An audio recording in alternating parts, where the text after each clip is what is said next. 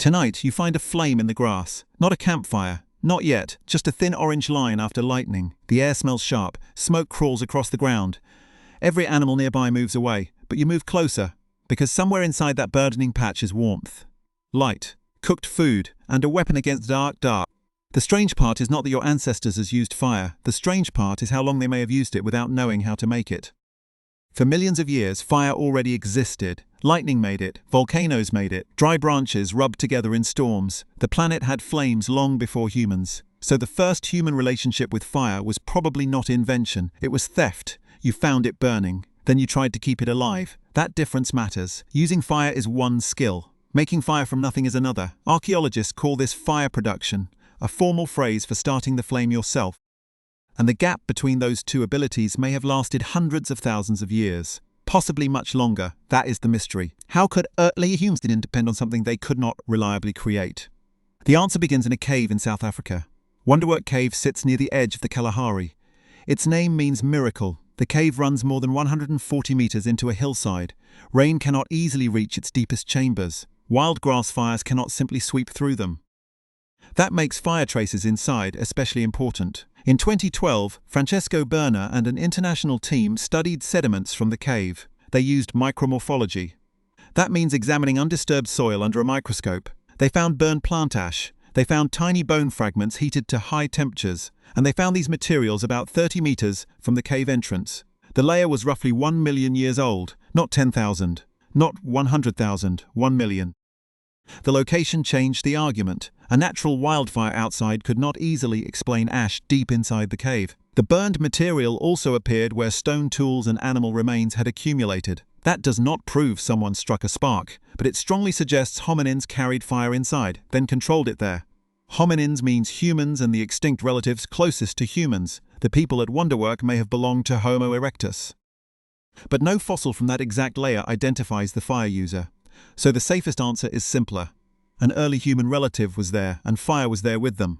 Some older sites may push the story farther back. Swartkrans Cave, also in South Africa, contains burnt bones from deposits estimated at more than 1 million years old. Researchers have argued that some were heated beyond temperatures expected from ordinary grass fires. Wonderwerk itself has also produced older claims. Peter Beaumont proposed evidence connected to fire at roughly 1.7 million years. But those earlier traces remain debated. They are harder to separate from natural burning. That is why the famous million-year-old layer matters so much. It is not the oldest possible claim. It is one of the strongest early cases. Now picture what this actually meant. You do not have a match. You do not have a lighter. You do not have dry fuel stored in a shed. You have a flame collected from the landscape. Maybe a branch still glowing after a storm. Maybe embers taken from a adjourned tree. Maybe coals carried from another camp. The fire is alive, and now it becomes your responsibility. You feed it. You protect it from rain. You shield it from wind. You carry glowing material when the group moves. You may bury embers under ash overnight. Too little air kills them. Too much air consumes them. Every trip becomes a calculation. Every storm becomes a threat. Every careless moment could erase the flame. So what happens when it goes out? You wait. That may be the most unsettling possibility. You wait for lightning. You search for smoke. You travel toward a natural burn. Or you ask another group. Fire may have been a resource before it became a technology. Something gathered from nature, something guarded, something shared, maybe something stolen. At Gesher Benot in northern Israel, the evidence becomes more organized. The site once sat beside an ancient lake. In 2004, archaeologist Naama Inbar and her colleagues reported burned flint, seeds and wood from deposits about 790,000 years old. The burned remains did not appear evenly across the site. They clustered in specific places. That pattern matters. A natural wildfire usually spreads broadly. A hearth concentrates heat. Gesher Benot appears to preserve repeated, localized burning. There were edible nuts and fruits nearby. There were fish remains. There were stone tools.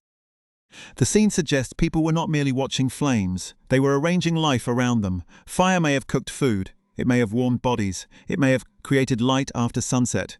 It may also have changed where people sat, where they talked, where they shared food, where children watched adults work. A fire is never just heat. It creates a center. That center may have changed human social life. But even here, one question remains unanswered. Could they start it?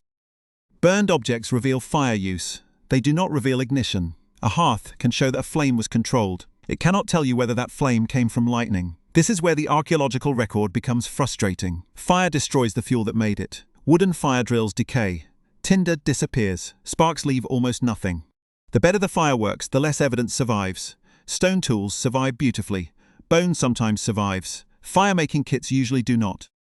So archaeologists must look for indirect clues. A particular kind of wear on flint. A fragment of pyrite. A mineral that throws sparks when struck. Repeated fire during wet seasons. Hearths appearing where natural flames were unlikely. Each clue helps. None is a time machine. In 2021, Catherine MacDonald and colleagues reviewed European sites from roughly 800,000 to 40,000 years ago. They looked for a broad signal, not one spectacular hearth, a pattern across many locations. Their analysis found that fire evidence remained rare early on, then it became much more common after about 400,000 years ago. This does not mean nobody used fire before that date. Wonderwerk and Gesher prove otherwise. It means fire became more widespread, more regular, more visible across human landscapes. At Tabun Cave in Israel, Ron Schimmelmitz and his team examined a 16-meter sequence of deposits. In 2014, they reported a sharp rise in burned flint between about 350,000 and 320,000 years ago. Before that shift, burning was sporadic. After it, fire became a routine part of occupation. The researchers called it habitual fire use. That means fire was no longer an occasional opportunity. It had become normal behavior. This is the point where many archaeologists see a major transition. Early humans had used fire for ages, but now more groups seemed able to depend on it.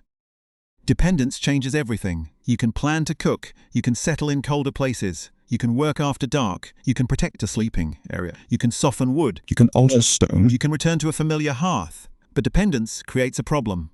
A group that needs fire cannot simply hope for lightning. Eventually, someone must make it on demand, and here comes the twist. The great human breakthrough may not have been discovering fire.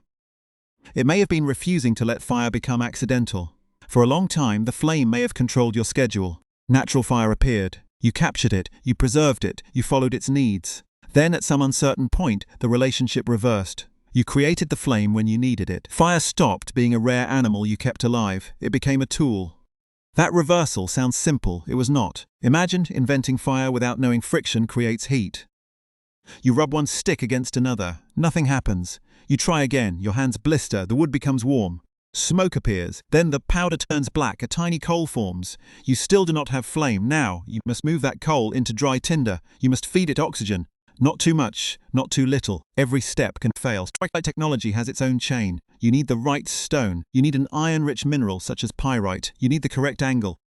You need dry tinder waiting for the spark. A spark lasts less than a second. The knowledge is not one trick. It is a sequence. Material selection, preparation, timing, breath, patience, and practice. That sequence must also be taught. A child watching a fire drill sees two sticks. The invisible knowledge lives in pressure and rhythm. It lives in knowing which wood is dry, which fibers catch, which fungus smoulders, which mistake ruined the last attempt. Fire production is not only intelligence. It is culture, knowledge carried inside a group. The strongest direct evidence for ancient firemaking is far younger than the earliest evidence for fire use. Upper Paleolithic tricholite tools show that people used flint with pyrite to create sparks. Some Neanderthal stone tools also carry wear patterns interpreted as repeated contact with iron minerals. But the deeper past remains uncertain. Early humans may have made fire long before recognizable kits survived. Or they may have preserved natural flames for astonishing lengths of time. Both possibilities demand skill. Keeping fire alive is not primitive. It requires planning, fuel collection, night watches, transport, cooperation, and memory. One person can find a flame, a group keeps it alive. That may explain why fire changed more than diet. In 2014, anthropologist Polly Wiesner studied evening conversations among Juhoansi communities in southern Africa. Daytime talk often focused on practical matters. Nighttime talk around fires shifted towards stories, distant people, ritual, and social bonds. Modern hunter-gatherers are not fossils. They cannot be used as direct copies of ancient humans. But the pattern reveals what firelight can do. It extends the social day. It creates time that is not fully occupied by gathering or travel. Faces remain visible, voices carry. Stories become possible after darkness. Now return to Wonderwerk Cave. The chamber is dim. 1,000,000 years separate you from the figures inside. You cannot hear their language. You cannot know what they called the flame. But you can see what the fire changed. The cave wall glows. Bones crack near the heat. Smoke rises towards stone. Someone adds dry grass. Someone watches the edge of the light. Outside, the landscape has disappeared into darkness. Inside, a small circle remains human. The flame may have come from lightning days earlier. It may have traveled through several camps. It may have been carried as a glowing branch. No one knows. But it survived long enough to reach deep into that cave. That survival is the real achievement. Modern life makes ignition invisible. You press a switch, turn a knob, touch a button. A controlled flame appears instantly. You never need to know where it came from. Your ancestors may have lived with the opposite experience. They knew exactly where the fire came from, because losing it mattered. Every ember held a history, a storm, a burned tree, a journey, a careful hand, a night without sleep, perhaps an exchange between strangers. Fires are linked one day to the next, one camp to another, one generation to the people who taught it. So the next time a flame appears beneath a pan, notice what has vanished. Not the fire, the uncertainty. You no longer wait for the sky. You no longer protect one coal through the night. You no longer build your life around fragile orange line. Tonight, you found a flame in the grass. Your ancestors may have spent hundreds of thousands of years making sure it never went out.